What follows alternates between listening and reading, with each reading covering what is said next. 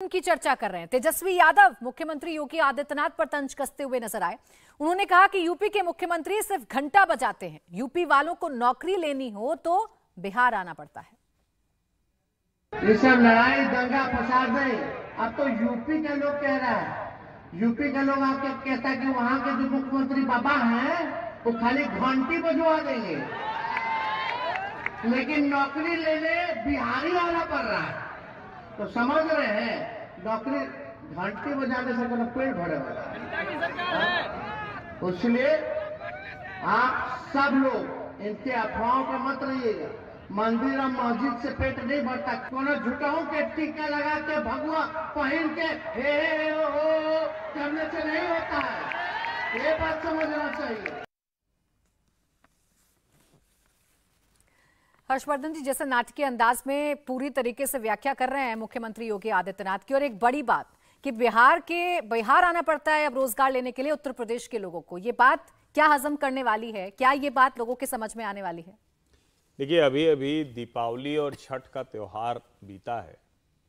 देश में सबसे ज्यादा विशेष ट्रेनें बिहार के लिए चलानी पड़ती, बावजूद इसके बिहार के लोगों को पशुओं की तरह डिब्बों में भरकर अपने घर लौटना पड़ता है, क्योंकि छठ के समय हर बिहार वासी अपनी जमीन पर, अपने परिवार में, अपने पास के गांव की नदी में, अपने पास के मंदिर पर, अपने परिवार की स्त्रियों के साथ सूर्य देवता को, ये जो उपासना का पर्व है, वो मनाना चाहता है। अगर नौकरियां मिल रही होती तो क्यों होता है? अभी जब ये छठ खत्म हुआ तो एक दूसरा दृश्य दिखा। जब वहां से ट्रेनें वापस जाने लगी तो तमिलनाडु की ट्रेन में बैठे बिहार के यात्री कहते हैं कि हम अपमानित होने क्यों जाते अगर नौकरी मिल रही होती। रिपोर्टर से यही सवाल पूछ रहे हैं कि भाई आखिर बताइए, यहां तो बड़ी नौकरियां बट रही हैं, तो आप क्यों जो है तमिलनाडु जा रहे हैं? और इसके आगे मैं एक बात कहूंगा, देखिए, योगी आदित्यनाथ का भविष्य बड़ा उज्जवल है, ये हम लोग चर्चा में करते हैं, लेकिन आज प्रमाण के साथ ये बात साबित हो गई कि योगी जी बहुत आगे जाने वाले हैं। जब संसद में एक बार तेजस्वी यादव के पिताजी लालू प्रसाद यादव जी ने कहा था कि अरे मंदिर में जाइए, घंटी उंटी बजाइए ना बाबा जी, तो क्या हुआ? बाबा जी क्या हो गए? सामान्य सांसद से मुख्यमंत्री की कुर्सी पर आ गए, और मुख्यमंत्री भी ऐसा जिसको राह चलते कोई कहता है किसी राज्य का दूसरे राज्य का व्यक्ति करे यार हमारे यहां एक योगी आदित्यनाथ जैसा मुख्यमंत्री हो जाए तो कमाल हो जाए।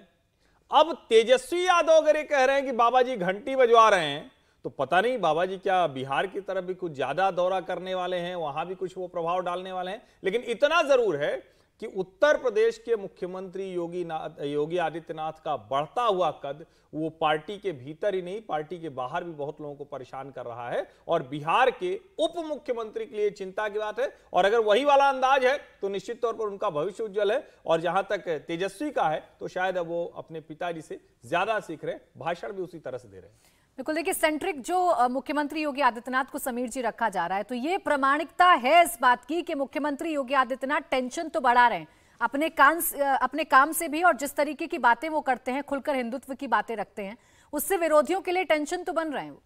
इसमें कोई दो राय नहीं। और तेजस्वी यादव अगर कह रहे हैं कि योगी आदित्यनाथ को मंदिर में घंटी बजाना चाहिए, तो योगी आदित्यनाथ का आज जो कद बन गया है वो सबके लिए खतरे की घंटी है। इन सब लोगों के लिए जो मुस्लिम तुष्टिकरण की राजनीति करते हैं, जो परिवारात की राजनीति करते हैं, और जो अपने से भ्रष्टाचार की राजनीति करते हैं, वो योगी के प्रभाव से डर गए हैं।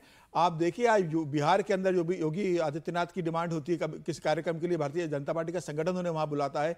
योगी आज देश के बड़े स्टार प्रचारक है, और योगी ने जिस हिसाब से उत्तर प्रदेश का मॉडल पेश किया गुजरात के बाद, प्रधानमंत्री नरेंद्र मोदी जब गुजरात के मुख्यमंत्री थे उस समय जो गुजरात का विकास मॉडल था, और उसके बाद अब योगी आदित्यनाथ के नेतृत्व में उत्तर प्रदेश का जो विकास का मॉडल और अपराध मुक्त मॉडल उन्होंने जो दिया है कि अपराधियों के ऊपर जो सख्त कार्रवाई करते हैं, लॉ एंड ऑर्डर का जो उन्होंने मॉडल पेश किया है, मुझे लग रहा है बिहार में उसकी बहुत जरूरत है।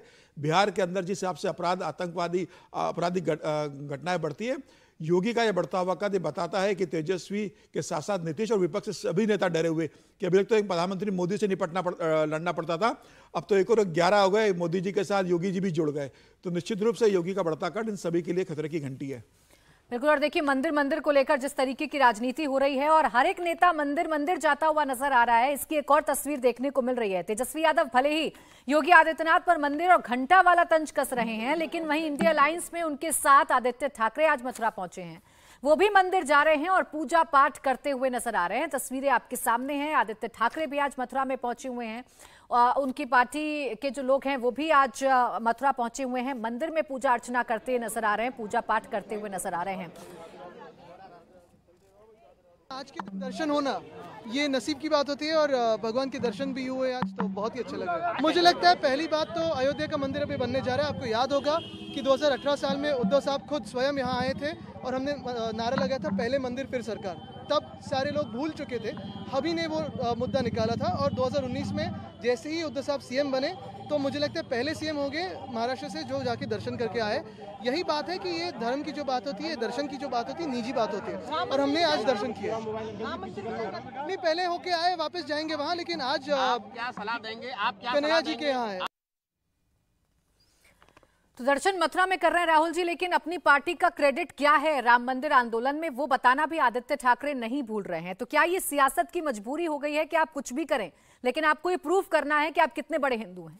देखिए, ठाकरे परिवार के बारे में तो ये कहा जा सकता है कि वो हिंदुत्ववादी रहे हैं, हमेशा हिंदुत्व की बात की है उन्होंने। लेकिन जहाँ कमलनाथ की बात आ जाती है, जहाँ पर जो छत्तीसगढ़ के सीएम की बात आ जाती है, ये सारे लोग भी आजकल हिंदुत्व के मतलब अपने आप को पैरोकार बता रहे हैं। साथ ही बाकी राहुल गांधी भी अलग अलग मंदिरों में जाते हैं, दूसरे कांग्रेसी नेता भी आजकल हिंदुत्व की बात करने लगे हैं। तो ऐसे में ऐसा लग रहा है, ऐसा विभिन्न पार्टियों को महसूस हो रहा है कि अगर आप हिंदुत्व की बात नहीं करेंगे, आप हिंदू समाज की जो मुश्किलें हैं उसके सॉल्यूशंस की बात नहीं करेंगे, तो शायद इस देश में राजनीति करना उनके लिए मुश्किल होता जाएगा। और यही कारण है कि विभिन्न जो राजनीतिक दल हैं वो हिंदुत्व की बात कर रहे हैं। बिल्कुल, देखिए, और चाहे वो राजस्थान का चुनाव हो, चाहे वो मध्य प्रदेश का चुनाव हो, और चाहे मथुरा की बात करना हो, जोर शोर से चर्चा सनातन की हो रही है। ये 2024 तक हर्षवर्धन जी यूं ही जारी रहेगा, सनातन धर्म के प्रति लगाव होना विपक्षी दलों का और मुखरता से बताना कि हम बहुत बड़े हिंदू हैं। देखिए, इसीलिए मोदी जी बीच बीच में ऐसा काम करते हैं ना, जिससे कि कुछ टिप्पणी आए, क्रिया प्रतिक्रिया हो और पता चले कि कौन चुनावी हिंदू है, कौन परमानेंट वाला है। आदित्य ठाकरे की एक बात बहुत अच्छी है, वो कह रहे हैं देखिए निजी आस्था का विषय है, ये ठीक बात है, लेकिन निजी आस्था का विषय अगर वो बार बार चोटिल किया जाए, बार बार उस पर हमला हो, कुरेदा जाए और उस पर टिप्पणी तक न की जाए। अब ठीक है, आस्था का विषय जैसे निजी आस्था का विषय ये हो सकता है, वैसे ही निजी आस्था का विषय छत्रपति शिवाजी और वीर सावरकर भी महाराष्ट्र में हो सकते हैं।